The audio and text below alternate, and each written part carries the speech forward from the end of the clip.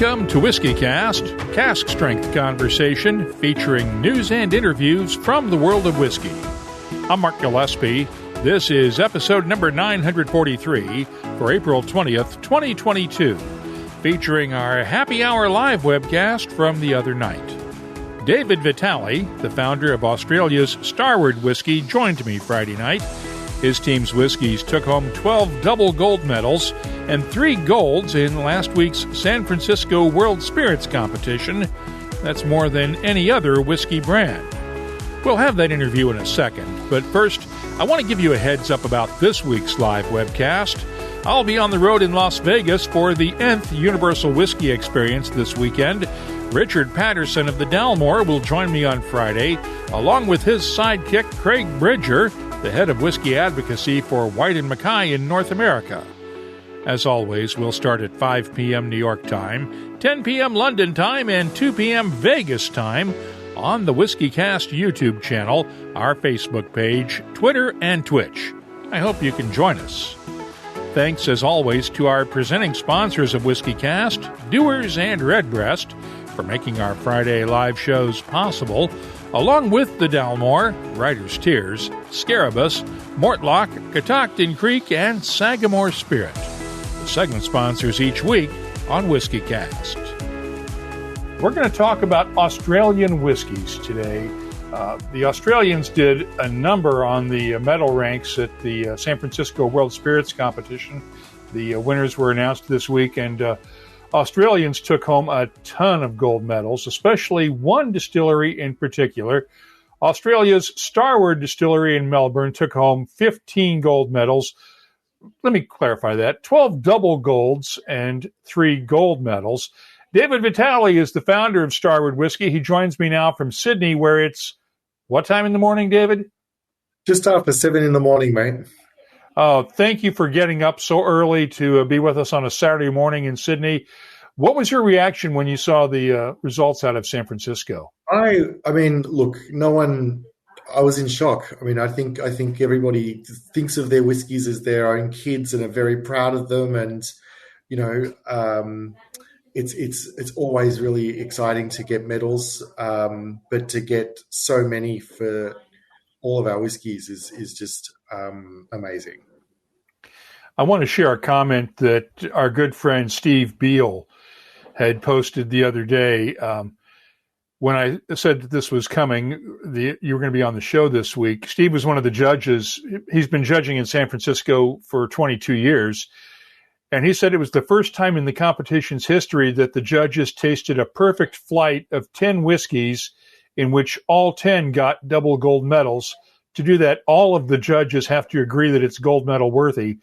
And of those 10, 7 were Australian. And as he put it, overall, Oz is really killing it. I can easily say Down Under is on top when it comes to whiskey. Let me get your reaction to that, David.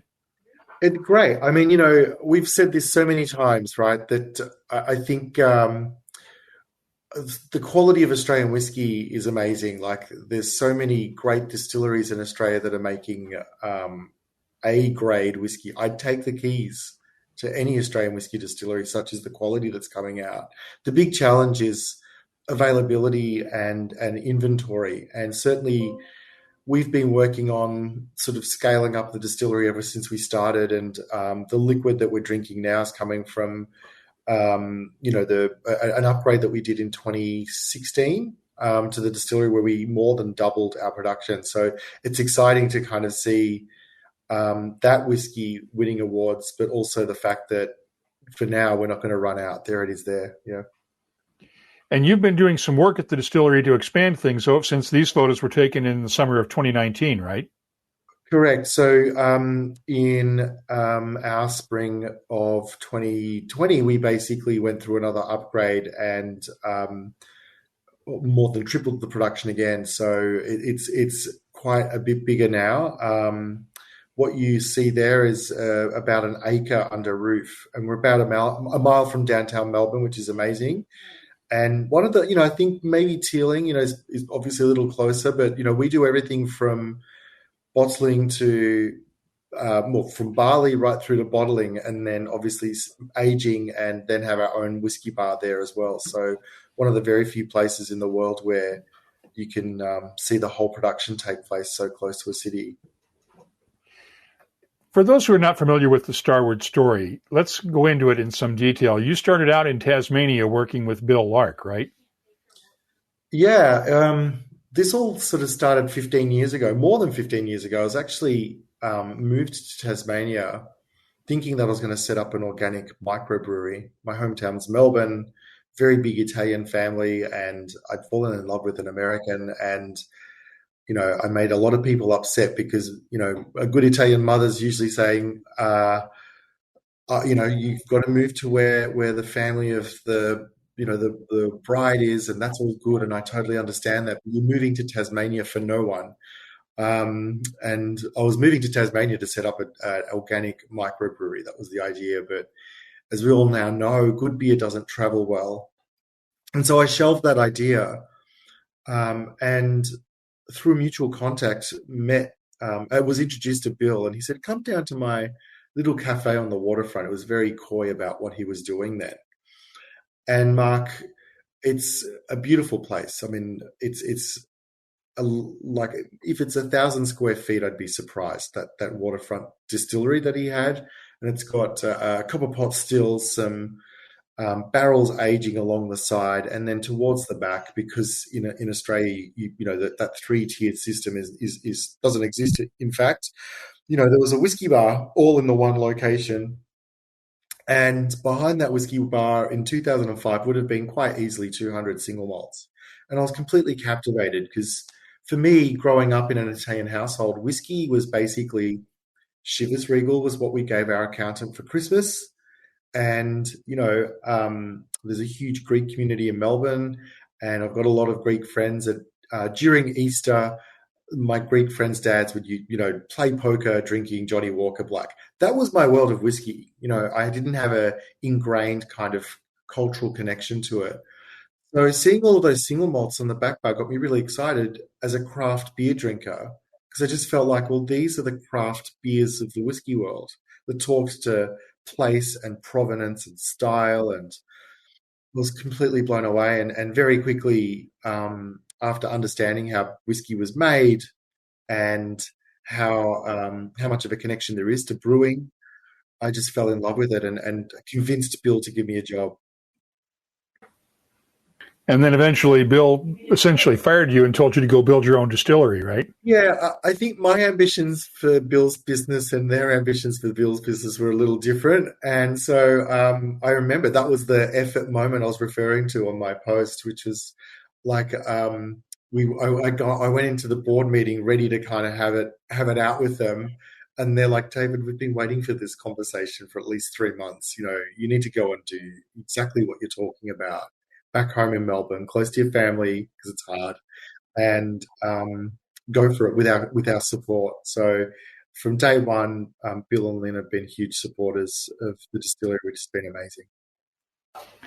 And as we were pointing out, Prestige Liquids down in Sydney points out that Australia's had a big history of whiskey production that slumped up until the late 80s, which is about the time Bill Lark came into the picture, right? Yeah, so it's really interesting. One of the most original distilleries, like large-scale distilleries, was set up in the Goldfields north of Melbourne, in whiskey distilleries, this is, in the late 1860s.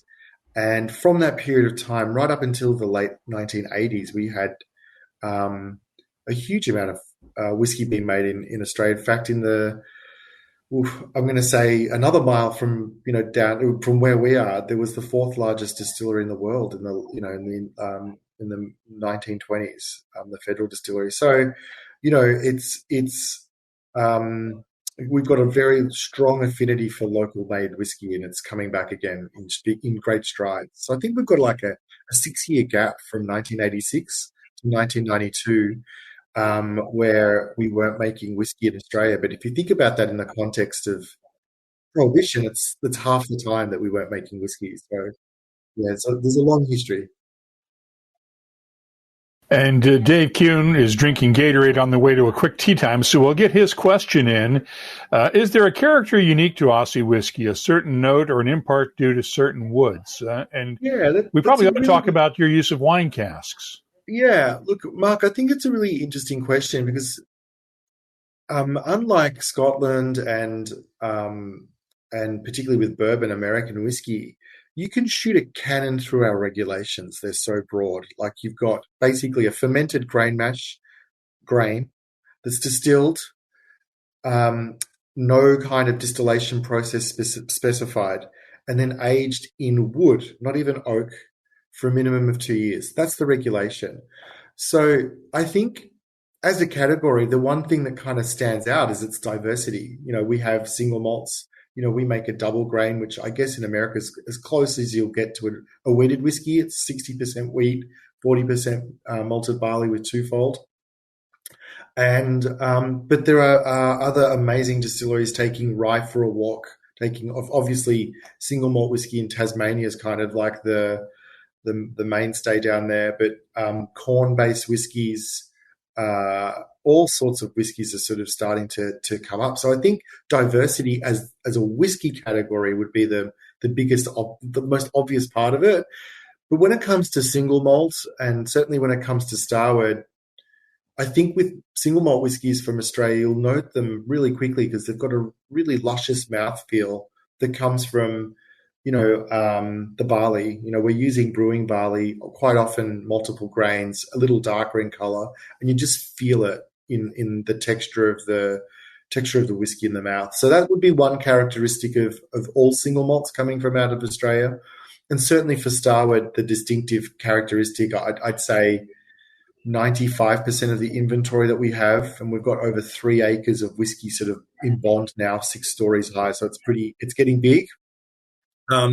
Is those red wine barrels that we use. So red wine's a big part of the Starward DNA, and because we're so close to those wine growing regions, we can have wine go out and whiskey go in within hours sometimes because we're so close. And so that wet-filled wine aging process gives Starward so much of that fruit character and lovely mid-palate grippy texture.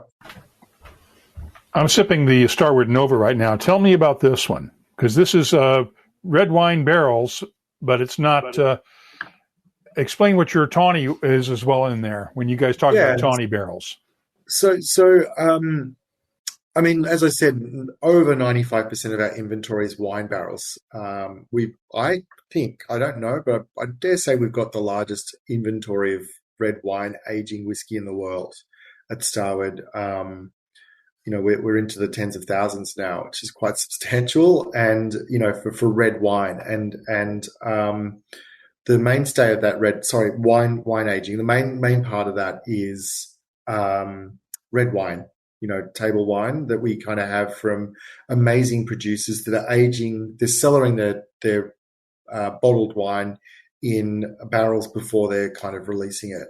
And I think that the thing about that is that winemakers care. They obviously care about the oak they're using. They can use it in a whole heap of different, they can add oak influence with wood chips or staves or all different types of things.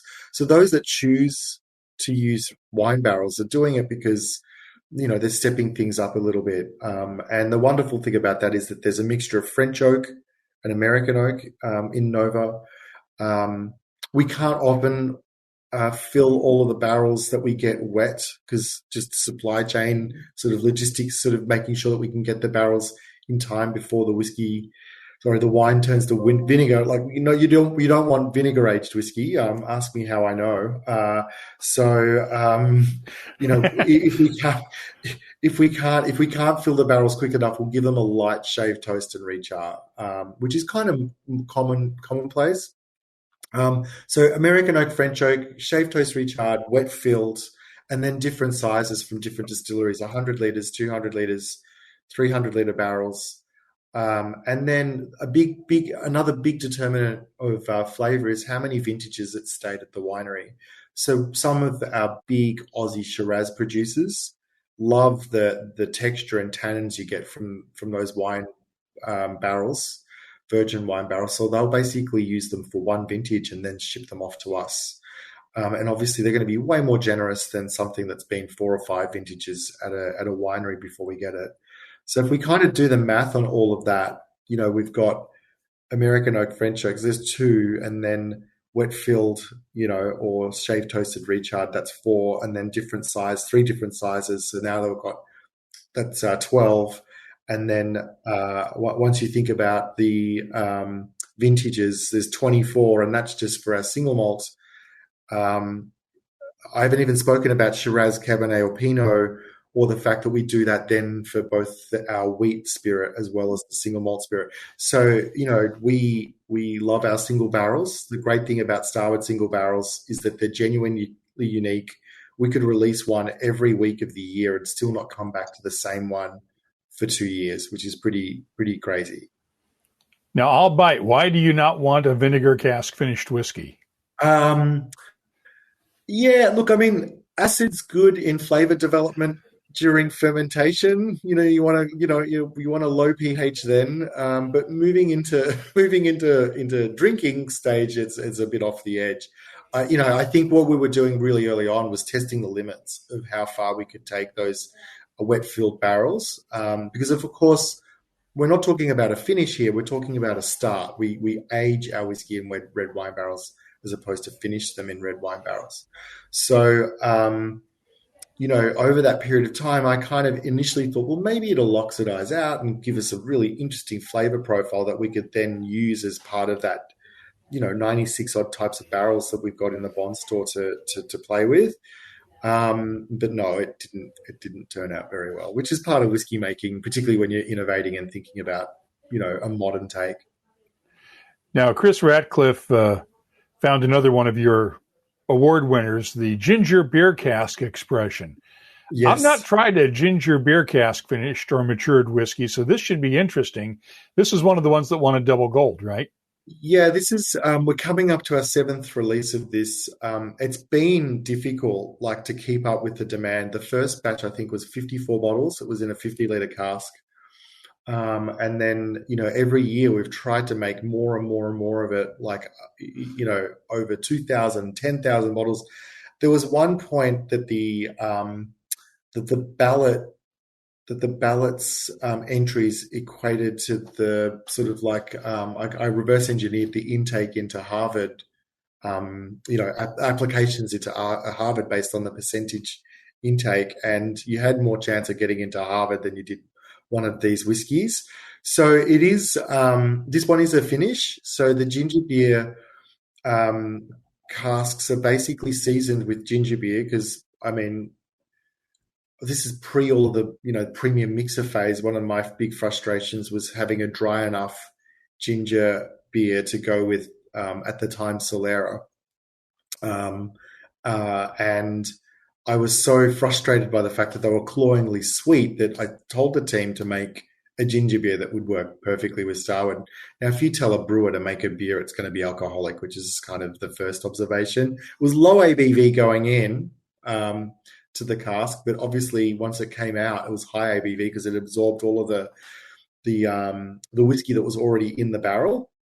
And then once we'd seasoned that barrel with so the original intent was to effectively make a pre-batched mule, a whiskey and dry that was all from the same barrel and cask and ingredients at the distillery, and carbonate it.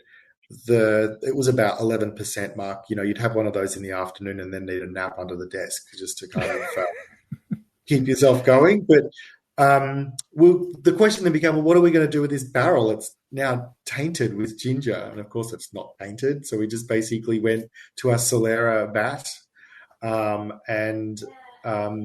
emptied some of the aged whiskey back into that and finished it in that barrel for about 12 months and then released it. And each of those releases, the odds tend to be really poke you in the eyes.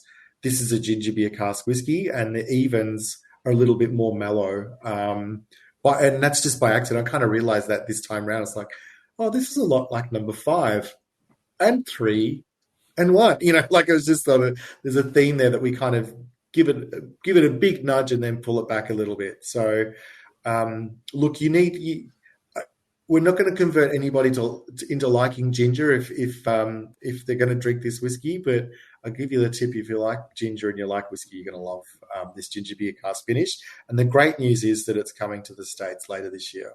I can't wait to try it. We have a question for you from Ian Bruce. He would like to know where the copper was sourced for the stills with their unique shape. And let me pull up that photo of the stills again just to sort of show these.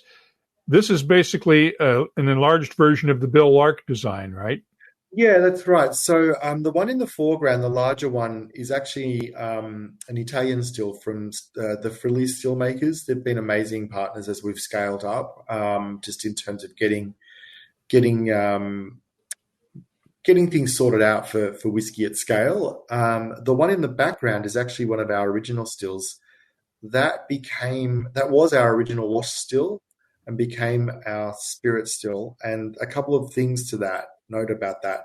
Our spirit still, all of our spirit stills have a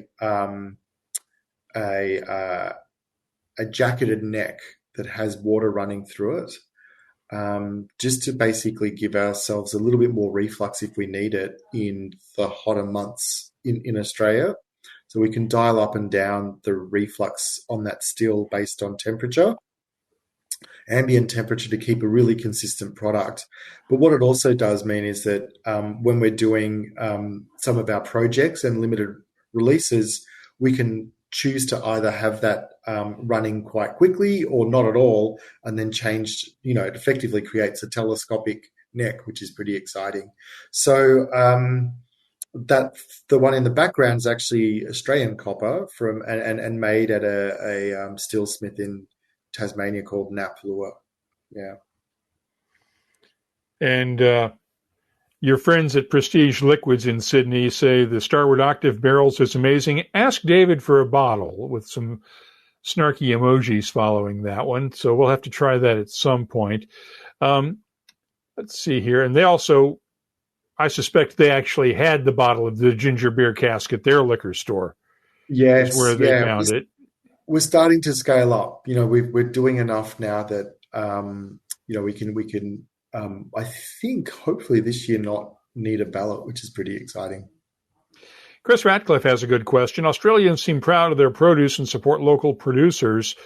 Do Australian whiskies seek out local ingredients and casks, and do Australian consumers seek Australian whiskies out? Yeah, it's a great question. So the first answer, the first question in terms of local ingredients and casks, I think is overwhelmingly yes. So, we pretty much source all of our ingredients from a day's drive at the distillery. The only exception to that is when we age whiskey in bourbon barrels, because obviously it's American oak coming from a bourbon distillery. But I'd say we've got, I don't know, maybe, between your hands and feet and my hands and feet, Mark, I think that's about the limit of our bourbon casks in Bond.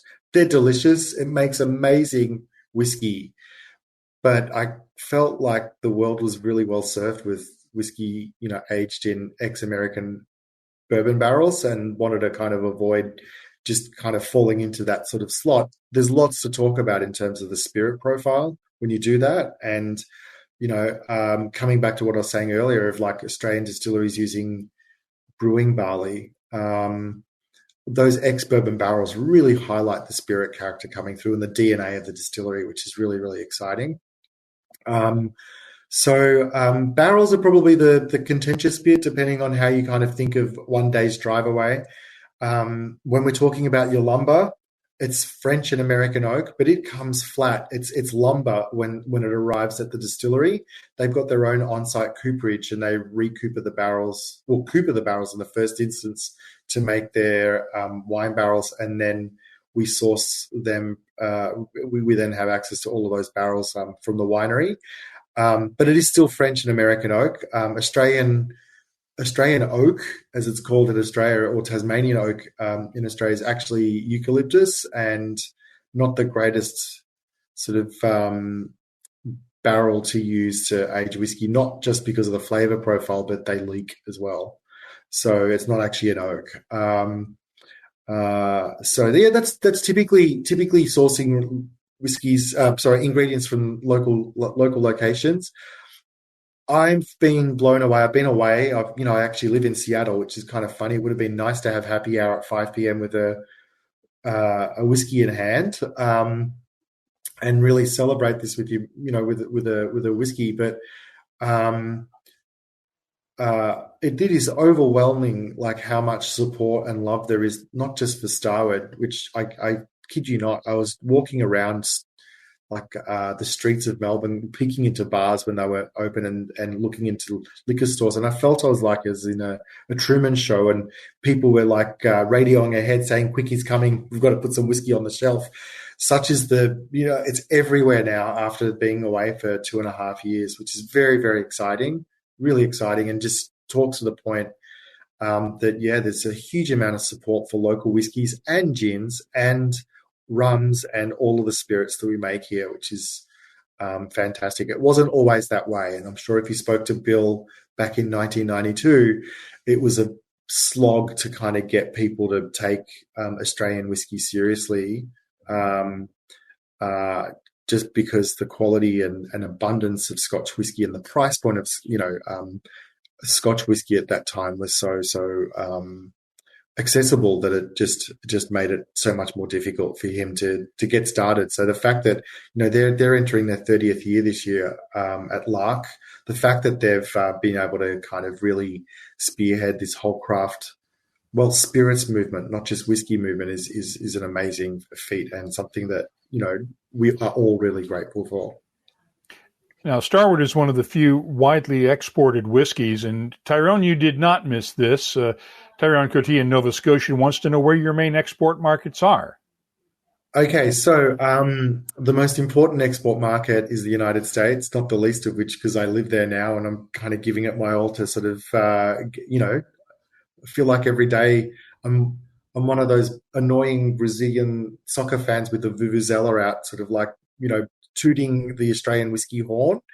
And then we're in Europe, continental Europe. So France is probably one of our bigger markets. Germany's fastly becoming probably our biggest market. I think by the end of this year in Europe, Germany will be our biggest market. Netherlands, Belgium, Denmark, the Scandi countries, the UK, Italy, Poland. So it's getting quite geographically dispersed now, which is funny. I think we need something. Oh no, we're in Dubai duty free. So I think now officially the sun doesn't set on Starward, which is pretty nice. Like it's available, everywhere around the world, which is amazing in every time zone. Where's the most unusual place you've seen a bottle of your whiskey? Ooh, unusual place. Or at least the most unexpected place. Let's put it that way. Oh, yeah, that's a good. I mean, look, it does seem to find its way into countries that I would never have thought. So the Czech Republic. I'd seen photos of it on back bars there. It's like, wow, that's traveled a long way. But Aussies, we've got a knack for traveling, abroad. That's kind of part of our rite of passage, as much as I guess kids leaving home and going interstate to college is in the US. It's like, and so you find Australians everywhere around the world, and as we discussed, they're really proud of their local spirits. So I've seen it in the Czech Republic and Turkey, which again, given the culture there of it's a Muslim country, it's like really interesting to see whiskey sort of on back bars there, obviously serving a more secular crowd, but it's great to see it around the world. We have a question from Ian Bruce, and I'm going to rephrase the question a bit. He wanted to know if the pandemic allowed or forced distillers to look at more Australian resources. How did the supply chain issues affect you down under?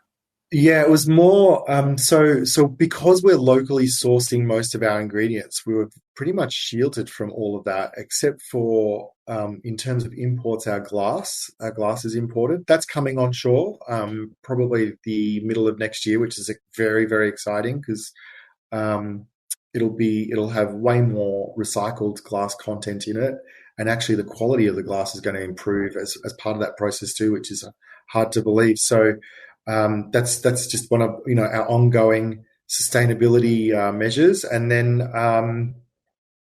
the biggest challenge was actually exporting the whiskey to the rest of the world. So we had some hairy moments coming into Christmas last year in the United States, and had to air freight.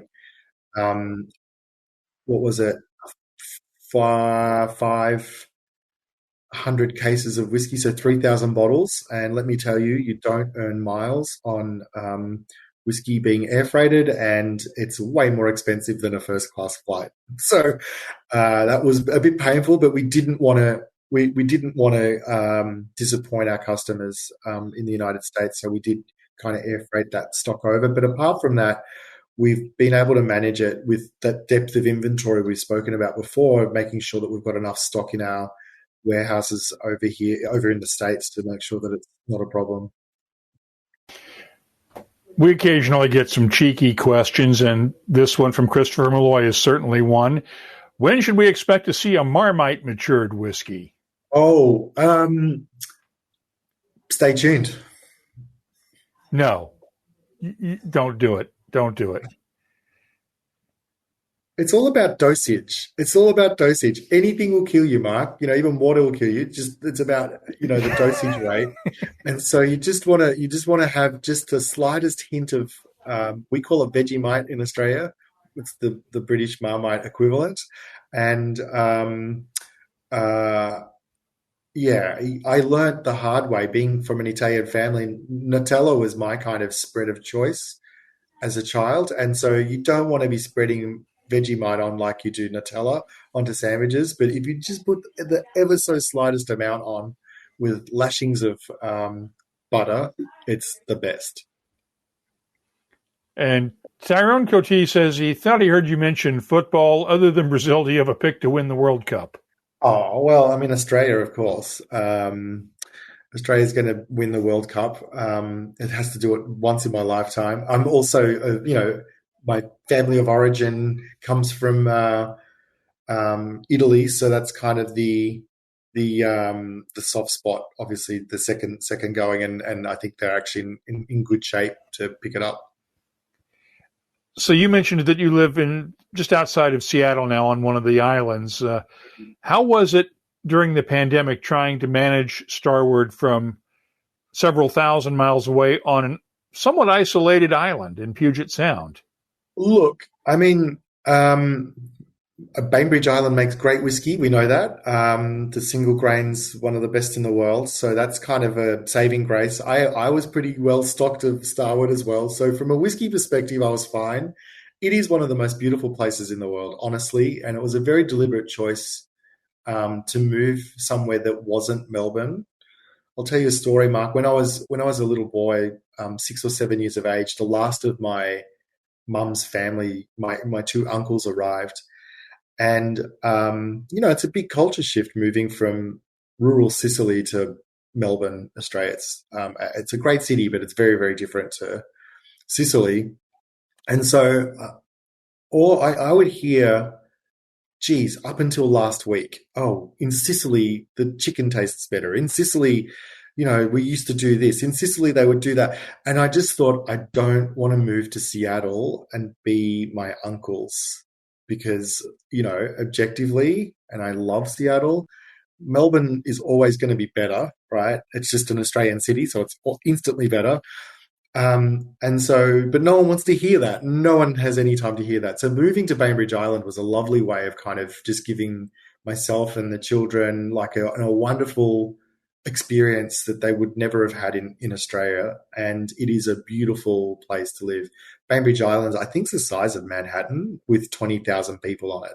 So it's like a city block spread across the whole island of Manhattan. So it's lovely. It's the people are great. It did feel a little bit like a gilded cage at times. Very, very very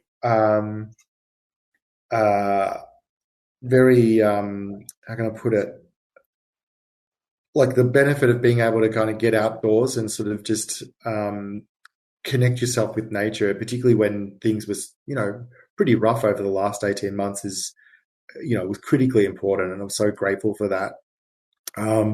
It's tough. It was tough. I mean, it was tough for everyone, but we had 40% of our business switch off overnight around the world. And, we did okay. We kind of clawed back in the off premise and did lots of master classes virtually and all the things. But my biggest concern really was that, brands like Starward are really built in the on premise. And I was genuinely concerned that market wasn't going to exist when all of the dust settled from those lockdowns and things like that. And the good news is, as much as many of them have actually not returned, that the ones that did return they had a memory for Starward and we're back on track in terms of getting some more love from on-premise venues, which is great. More of the snarkiness. Tyrone Coty points out that Italy did not make the World Cup this year, and the country is in a state of mourning. Yes. Whisky Canuck in Canada also suggests Vegemite yeast for the fermentation. Yeah, it's spent by the time it gets to the Vegemite plant, but it is brewer's yeast that they're using from breweries around Australia and local ones. So there's something there for sure. Yeah. A serious question now from our friends at Prestige Liquids in Sydney. Besides social media, advertising for Oz craft spirits is very small. What can be done to help push the market even further? What could the industry use? Or what do you need to help push craft spirits in Australia even farther? Yeah, look, I think we've got a real challenge with availability, and because America is such a huge market that some of the smaller producers perhaps might be able to set aside 4 barrels a year for the United States, and as you know, that barely touches the sides. But collectively, if you think that there are more distilleries in Victoria making whiskey than there are in Scotland now, that's kind of crazy to think about. But we could collate all of those 4 barrels and have a set that's always on rotation. So the big challenge is at the retail level, kind of convincing retailers that actually people are going to love this spirit. As a category of one, it's very, very difficult. And, we sit in that broader category of New World whiskey, which is, great. We've got some amazing kindred spirits from around the world in that section, which makes our lives a little bit easier. But just kind of building awareness at the retail levels is a big challenge. And then obviously at the consumer level, I think curious whiskey drinkers, if they see something on the shelf or speak to a shopkeeper and say, what's this brand? All of a sudden you can build some momentum from that perspective. So that's the big roadblock. How much of it is educating the retail staff? 100%. To know the story behind your brand. Yeah. And look, I think there's a couple of key points to that. Like, you and I, Mark, will geek out, we'll go blue in the face talking about process, in terms of how a whiskey's made and why it's different from a process perspective. But actually, a lot of whiskey drinkers are just looking for something that's delicious. So I think that, the trick is with educating staff and, all, between hospitality and retail, there's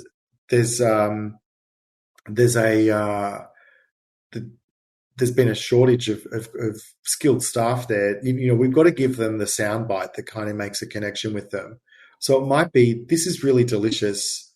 Totally different to the way bourbon and scotch is made. They use wine barrels to age it, which gives it a different flavor profile. But really, at the end of the day, it's like, here, taste it, is the big thing that we need to do, is get more liquid to lips. And BMO in Canada says the whiskey industry should leverage the Aussie Winemakers distribution because he sees lots of Aussie wines at the LCBO in Ontario. How important is the cooperation between the winemakers and the whiskey makers? Because I know a lot of the wineries are owned by the multinationals. Yeah, look, I mean, and it's probably not that dissimilar. Like, if we think about American whiskey, there's the whole continuum of multinationals right through to local family-run distilleries, and it's the same in winemaking too. we've got obviously a really strong relationship with them because we use their barrels. And we're starting to collaborate with them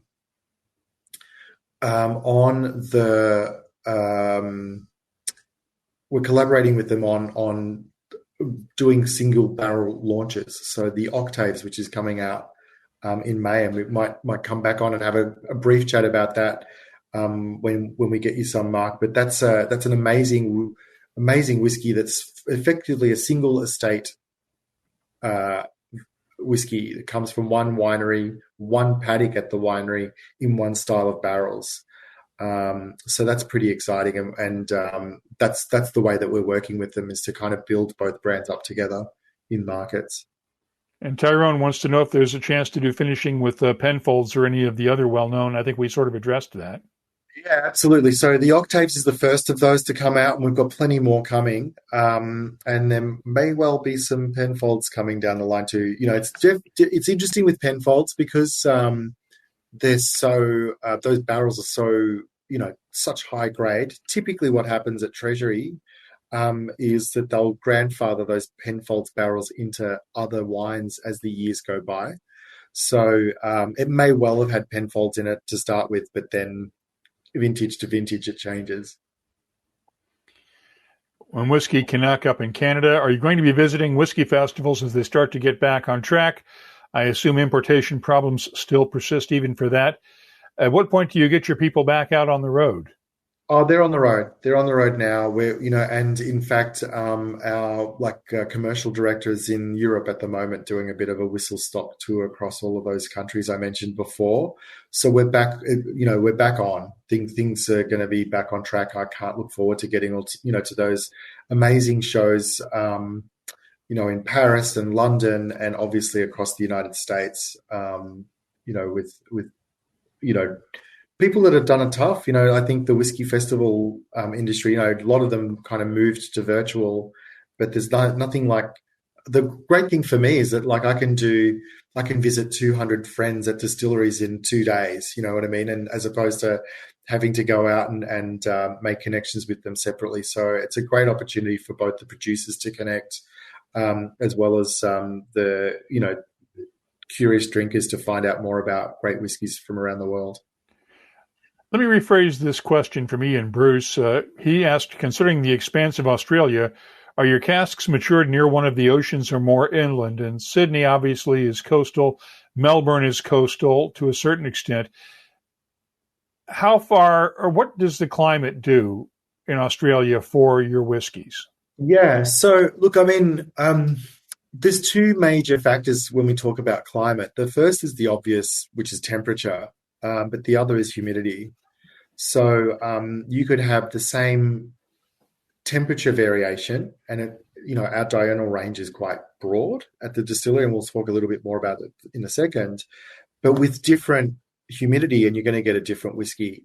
So Sydney is way, way, way more humid than Melbourne because it is coastal and it's sort of facing east, eastern Australia. So it's facing the water, the expanse of the Pacific Ocean, and that's kind of its big kind of weather pattern that influences that. Melbourne's a little different. We're in the southeastern corner, and our heat is actually quite dry. It comes off the desert, the outback as we know it. And so, some days you can open the door to the front door of the house and it just feels like you're putting your head into an oven, such as it's really, really dry. But it can flip around, as you know, Mark, to the southwest, and then all of a sudden we've got, very frigid, cold, humid winds coming off the other desert called Antarctica. And so it can move from, if we're talking in Fahrenheit, upwards of 100, 105 degrees Fahrenheit, and then get down to 65 within 25 minutes. And that's not an exaggeration. I've been known for hyperbole, but that's not an exaggeration. And then it'll just, a big storm will come through, and then it'll just go back up again and be hot and dry. So that temperature and humidity makes for a really unique place to make whiskey in Melbourne. So we'll evaporate quite aggressively. Like, it's not uncommon for us to, have whiskey barrels that have lost 20 to 30% of their whiskey The average is about 15, 17%, depending on where it is in the bond store, over 3 years. And so, but the interesting thing is that we go in at 110 proof and come out at 110, 112, 115. So we're losing as much water as we are alcohol through that process, which is very, very different to, say, Sydney, where you would lose more alcohol to water because of that humidity. And certainly the further north you go into the tropics, that's the same there as well. Now, BMO, I think, cheekily asked if you're aging barrels in Seattle, and of course we know you're not. But I can neither confirm nor deny. And another thing I know you can neither confirm nor deny, but I wanted to get your response to the results of Westland's Judgment of Westland tasting series, in which Australian, Indian, Scottish, and American single malts were pitted against each other in a blind tasting series with more than 2,000 people around the world.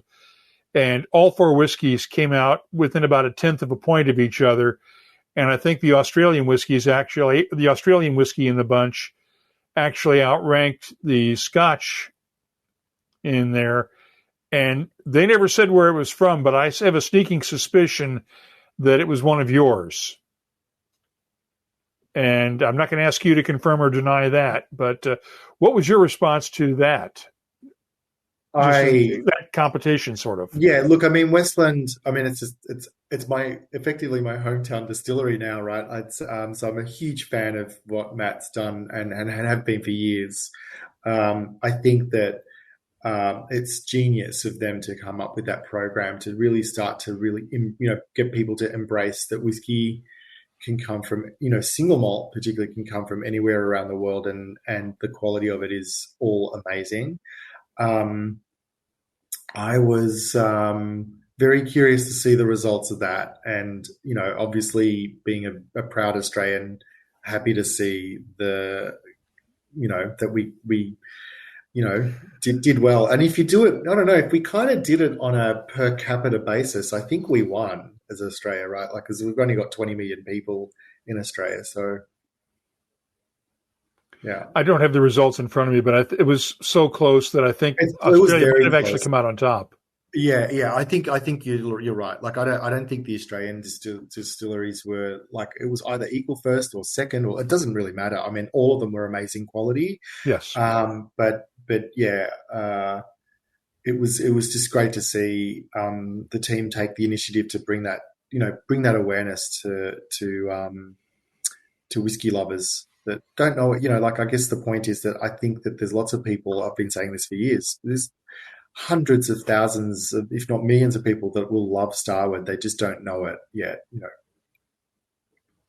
So how do you get the people that don't know they don't love it, or don't know that they love it yet, to get them to try it? How do you build that awareness? Look, it's a lot of shoe leather at the end of the day, Mark, and it's a lot of just getting out there and talking to people. We started selling whiskey in 2013, and it was very, I think Prestige Liquor was talking about that, right? Like, it's a long road because we're so spoiled with choice from around the world, be it Scotch or bourbon, that like people's need to go beyond that is there's no real need for another whiskey, right? Even I can say that, but like, I think that if any whiskey around the world's going to elbow out some space in the sharing cabinet alongside a Scotch, a bourbon, an Irish, and a Japanese whiskey, it's going to be an Australian whiskey, right? And I think we deserve to be there, and putting even the wards to one side, not because of quality. I think there's quality everywhere. That's kind of like a hygiene factor, right? Of getting to market. It's actually because that story we talked about before of aging whiskey in wine barrels that are less than a day's drive away, and that climate has a huge impact on aging it, and that we're using wet filled barrels that don't have any char on it, which is again engages the barrel in a really different way and gives our bartenders, if they want to use it in a drink, a really different flavor profile than they'll get from a Scotch or a bourbon. All those things mean that, for me, that's why we need Australian whiskey in the sharing cabinet. But it's hard work. We just got to do it one dram at a time, and we'll get there. And Ian Bruce has one final question with Westland, Christopher Malloy. Since it's your hometown distillery, as you refer to it now, he wants your thoughts on Westland Garianna. I love it. Getting some Garianna casks to mature Starward in? Well, we might have to do a cask exchange. It was one of those light bulb moments the other day I had. It's like, why aren't we kind of exchanging casks? That would be easy to do. So we might have to do that. That'd be a lot of fun. Now, do you have any local peat down in Australia that you could source to do some peated barley down there? Yeah, we do. But Tasmania has an abundance of peat, and there's a lot of peated Tasmanian whiskies, like that, where the peat comes very, very close to the distillery, and the obviously the organic compounds, the organic matter is very, very different to what you'd find in Scotland, be it inland or on the coasts. So really different flavor profile. I love peated whiskies. My middle daughter's name's Isla. I mean, that gives you an idea of just how much I love peated whiskies. And she has the temperament of anyway. But the main thing about Starward is approachability. That's always been something that's been really important to me. And so that's kind of the focal point. So a peated whiskey from scratch would be really difficult for us to do, to even just from a malting point of view. Our malting setup isn't set up for that. But we'll do a peated finish, and that was another double gold, which is coming to the United States too, which is pretty exciting. Excuse me 1 second. Okay. That was just my alarm clock waking me up.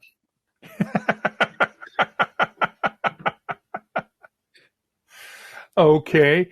Well, actually, it's probably time for you to go back to bed now. We've woken you up way too early, Sydney time, for doing this. It's always great to catch up with you, Mark, and thanks to everybody for their support and well wishes on the awards. It's been quite overwhelming, the support that we've had, and I'm just so happy for the team.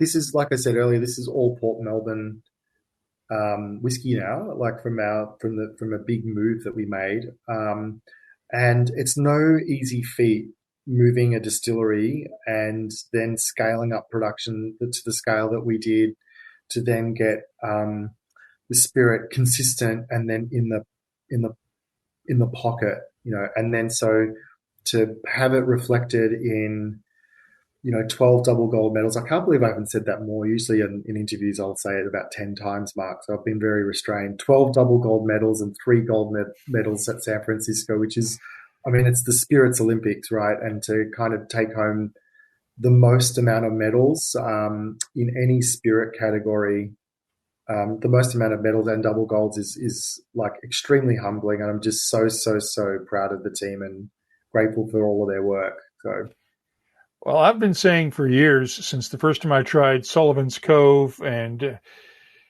Hellier's Road down at Whiskey Life Paris, I think in probably 2008, 2009, that if the Australians could get the volume part solved, because the single casks they didn't have, because you guys didn't have a lot of production down there, but the whiskey was good.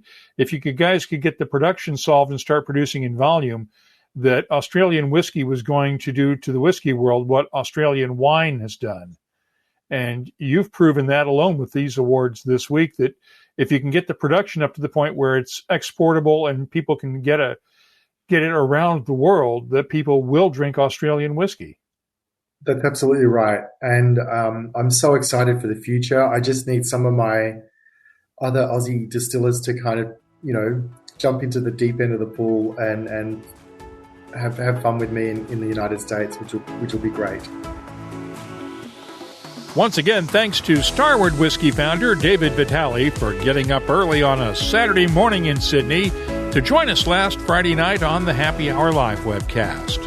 Hope you can join us this week when Richard Patterson and Craig Bridger of the Delmore will be my special guests in Las Vegas. We start right at 5 p.m. New York time on the WhiskeyCast YouTube channel, our Facebook page, Twitter, and Twitch each Friday night. Thanks again to Redbreast and Dewar's, our presenting sponsors, along with Scarabus, the Dalmore, Catoctin Creek, Writer's Tears, Mortlock, and Sagamore Spirit, the segment sponsors each week on our flagship Whiskey Cast podcast. If you have comments on this or any of our podcasts, we'd love to hear from you. Look for us on Twitter, Facebook, or Instagram at WhiskeyCast. The email address is comments@whiskycast.com. WhiskeyCast is a production of Cask Strength Media, copyright 2022, and comes to you from the charming, yet regrettably dry town of Haddonfield, New Jersey. I'm Mark Gillespie, reminding you that when you drink, please drink responsibly. Thanks for listening.